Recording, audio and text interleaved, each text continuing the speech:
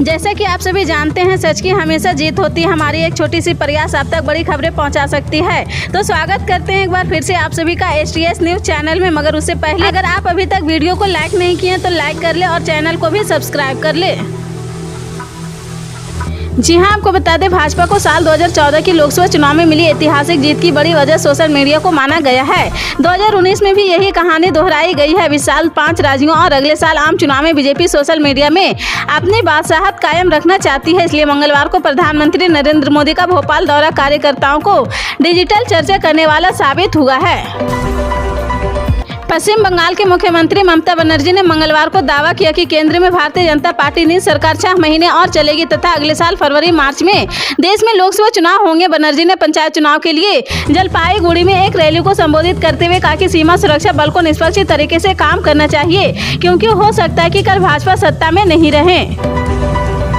पंजाब सरकार की ओर से प्रदेश के शिक्षकों के लिए खुशखबरी है। मुख्यमंत्री भगवंत मान ने मंगलवार को ऐलान किया कि अब 6137 एजुकेशन वॉलंटियर्स को 3500 रुपये वेतन की जगह 15,000 रुपये मिलेंगे। इससे पहले अनुबंधित शिक्षकों को पक्का करने की घोषणा की गई थी। वहीं एजुकेशन गारंटी स्कीम में काम करने वालों के वेतन में भी भारी बढ़ोतरी की गई है। वहीं जिनको अभी तक 6,000 रुपये मिलते थे, अब उनको 18,000 रुपये की सैलरी दी जाएगी। एजुकेशन प्रोवाइडर्स को पहले 10,250 मिलते थे, अब उन्हें 22,000 रुपये वेतन मिलेगा। इसके साथ ही MA और BEd वाले जो शिक्षक 11,000 वेतन लेते थे, अब उनको 23,500 रुपये सैलरी मिलेगी। दिल्ली के CM अरविंद केजरीवाल के आधिकारिक बंगले के रिनोवेशन की अब CAG ऑडिट होगी। इस ऑडिट में सरकारी बंगले के रिनोवेशन में हुई अनियमितताओं और उल्लंघनों की विशेष जांच होगी। बता दें कि भारत के नियंत्रक एवं महालेखा परीक्षक दिल्ली के 6 Flag Staff Road Civil Lines स्थित मुख्यमंत्री अरविंद केजरीवाल के आधिकारिक आवास के रिनोवेशन में प्रशासनिक और वित्त अनियमितताओं का विशेष ऑडिट करेंगे। यह कदम केंद्र द्वारा इस संबंध में CAG के किए गए अनुरोध के बाद उठाया गया है। प्रधानमंत्री नरेंद्र मोदी ने मेरा बूथ सबसे मजबूत कार्यक्रम के दौरान पसमानदा मुसलमानों, 3 तलाक और यूनिफॉर्म सिविल कोड का मुद्दा उठाया है। लखनऊ के एक कार्यकर्ता के प्रश्नों का जवाब देते हुए प्रधानमंत्री ने कहा कि एक ही घर में रहने वाले अलग अलग लोगों के लिए अलग अलग कानून क्यों होने चाहिए। मोदी के इस बयान के बाद एक बार फिर लोकसभा चुनाव 2024 के पहले समान नागरिक संहिता का कानून लाने की चर्चाएं तेज हो गई है। क्या सरकार UCC को लाने का मन बना चुकी है? बड़ा प्रश्न है कि प्रधानमंत्री नरेंद्र मोदी बार बार मुसलमानों और खासकर पसमानदा मुसलमानों का मुद्दा क्यों उठाते? क्या इसे भाजपा को कोई चुनावी लाभ मिल सकता है? पटना में विपक्षी दलों की बैठक में शामिल होने के लिए 23 जून को कांग्रेस के वरिष्ठ नेता राहुल गांधी पटना आए। कांग्रेस अध्यक्ष मल्लिकार्जुन खड़गे के साथ राहुल गांधी ने इस दौरान सदाकत आश्रम में पार्टी कार्यकर्ताओं को संबोधित किया है। राहुल गांधी के पटना दौरे से पार्टी नेताओं कार्यकर्ताओं में खास उत्साह है। अब कांग्रेस कार्यकर्ताओं की ओर से राहुल गांधी से बिहार से ही लोकसभा चुनाव लड़ने की मांग शुरू कर दी है। पार्टी कार्यकर्ताओं ने कई स्थानों पर पोस्टर लगाकर राहुल गांधी से बिहार से चुनाव लड़ने का आग्रह किया है। बिहार के कांग्रेस कार्यकर्ताओं की मांग है कि राहुल गांधी वायनाड नहीं बक्सर लोकसभा सीट से चुनाव लड़ें। BPSC के जरिए बिहार में शिक्षकों की भर्ती प्रक्रिया चल रही। 12 जुलाई को ऑनलाइन आवेदन करने की अंतिम तारीख है। BPSC द्वारा जारी शिक्षक भर्ती नोटिफिकेशन में अब तक कई संशोधन किए जा चुके हैं। इसी कड़ी में एक बार फिर संशोधन किया गया है। इस संशोधन के जरिए अब देश के किसी भी कोने में रहने वाले युवा बिहार में शिक्षक बन सकते हैं। बिहार में शिक्षक बनने के लिए बिहारी होना जरूरी नहीं है। नीतीश कैबिनेट ने इसकी मंजूरी दे दी है। नीतीश कैबिनेट ने मुहर लगाते हुए शिक्षक नियुक्ति नियम वाले में संशोधन करते हुए अस्थायी निवास के अनिवार्य को खत्म कर दिया है। एजेंसियों द्वारा उपलब्ध कराए गए विशिष्ट खुफिया इनपुट के आधार पर सुरक्षा बलों की तरफ से शुरू किए गए ऑपरेशन से पिछले 15 दिनों में जम्मू कश्मीर के कुपवाड़ा सेक्टर में भारी मात्रा में नशीले पदार्थ, हथियार और गोला बारूद की बरामदगी के साथ साथ 11 विदेशी आतंकियों को मारने में मदद मिलेगी। टमाटर के दामों में अगले 1 महीने तक कमी नहीं आने का अनुमान है। अभी देश के ज्यादातर बाजारों में टमाटर की कीमत 100 रुपये प्रति किलो के पार निकल गई है। डिपार्टमेंट ऑफ कंज्यूमर के ऑफर्स के मुताबिक अभी केरल के एर्नाकुलम में टमाटर सबसे महंगा है। यहाँ दाम 113 रुपये प्रति किलो पहुँच गई है। 1 महीने पहले यानी मई में तो उत्तर प्रदेश, महाराष्ट्र सहित कई राज्यों में टमाटर 2 से 5 रुपये प्रति किलो बिक रहा था। टमाटर के दामों में आई इस तेजी की वजह से भारी बारिश के कारण टमाटर की फसल को नुकसान पहुँचा है, जिससे इसकी सप्लाई घट गई है। इससे पहले गर्मी ज्यादा होने से सब्जियां खराब हुई थी। सरकार ने भारतीय बाजार में आयातित स्टॉक आने तक अरहर दाल के राष्ट्रीय सुरक्षा भंडार से एक मूल्यांकित और दक्षित तरीके से जारी करने का निर्णय लिया है। केंद्र ने यह कदम उपभोक्ताओं को तुअर दाल यानी अरहर दाल की हिफाजती दामों में उपलब्धता बढ़ाने के लिए उठाया है। दिल्ली की राउल एवेन्यू कोर्ट ने महिला पहलवानों के कथित यौन उत्पीड़न के मामले में बीजेपी सांसद और भारतीय कुश्ती महासंघ के निवर्तमान प्रमुख ब्रिजेश भूषण शरण सिंह के खिलाफ दायर आरोप पत्र पर संज्ञान लेने के संबंध में अपना आदेश 1 जुलाई को सुनाएगी। अतिरिक्त मुख्य मेट्रोपॉलिटन मजिस्ट्रेट हरजीत सिंह जयपाल से कहा कि यह लंबा आरोप पत्र है और उन्हें मामले में सुनवाई स्थगित कर दी है। देश की राजधानी नई दिल्ली में लोगों को गर्मी से राहत है। रविवार से रुक रुक कर हो रही बारिश के चलते तापमान में भी कमी दर्ज की गई है।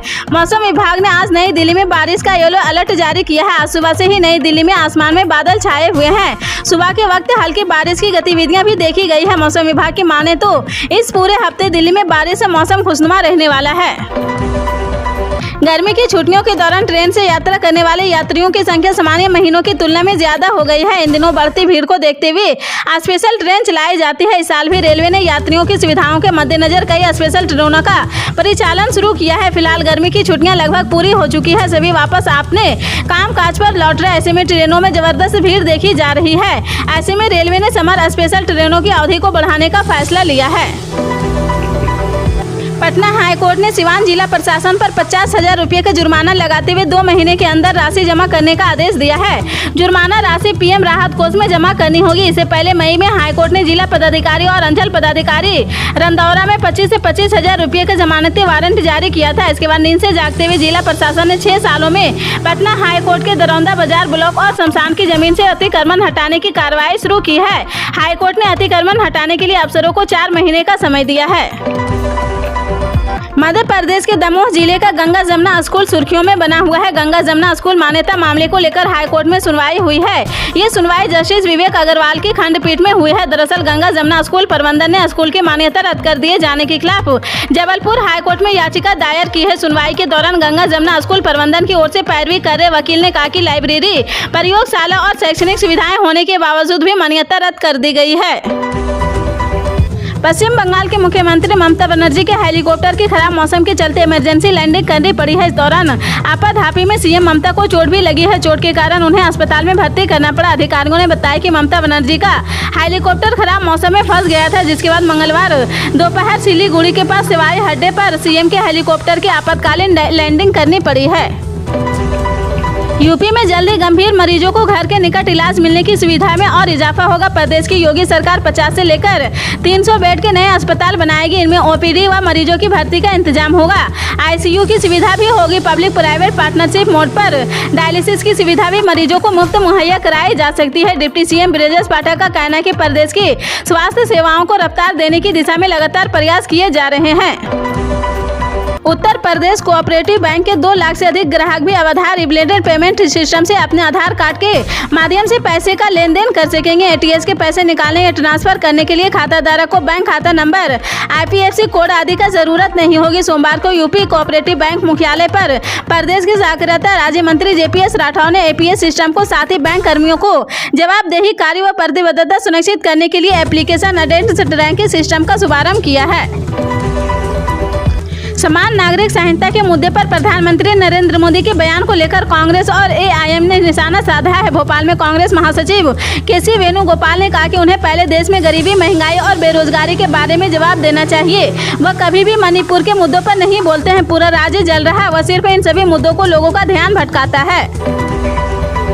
राष्ट्रीय पार्टी बीआरएस बनाने के बाद तेलंगाना के मुख्यमंत्री के चंद्रशेखर राव लोकसभा चुनाव से पहले देश भर में संगठन के विस्तार में जुट गए। केसीआर ने अपने मिशन की शुरुआत तेलंगाना से लगे महाराष्ट्र से। केसीआर सोमवार को 600 गाड़ियों के काफिले के साथ हैदराबाद से सड़क के रास्ते 2 दिन के दौरे पर महाराष्ट्र के सोलापुर पहुंचे हैं। यहाँ एक कार्यक्रम में सोलापुर में कई नेता केसीआर की उपस्थिति में बीआरएस में शामिल हुए हैं। हालांकि शिवसेना नेता संजय राउत ने बीआरएस को बीजेपी की बी टीम बताया। उन्होंने कहा कि केसीआर ऐसे ही नौटंकी महाराष्ट्र में करते रहे तो तेलंगाना भी हार जाएंगे।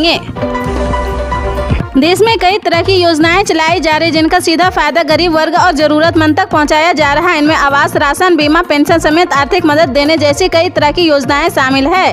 ठीक ऐसे ही एक योजना प्रधानमंत्री किसान सम्मान निधि योजना है। इस योजना के तहत किसानों को 13 किस्तों में फायदा मिल चुका है। देश के करोड़ों किसान 14वीं किस्त का बेसब्री से इंतजार करें, लेकिन 14वीं किस्त के पहले ये 4 काम निपटाना बहुत जरूरी है। अगर आपने अभी तक नहीं किया है तो 14वीं किस्त का फायदा उठाने के लिए किसानों को कई तरह की कठिनाइयों का सामना करना पड़ सकता है। इसी तरह के पल पल के अपडेट जानने के लिए जुड़े रहें आप अपने NTS न्यूज चैनल से। मिलते हैं अगली बड़ी खबर के साथ, तब तक के लिए जय हिंद।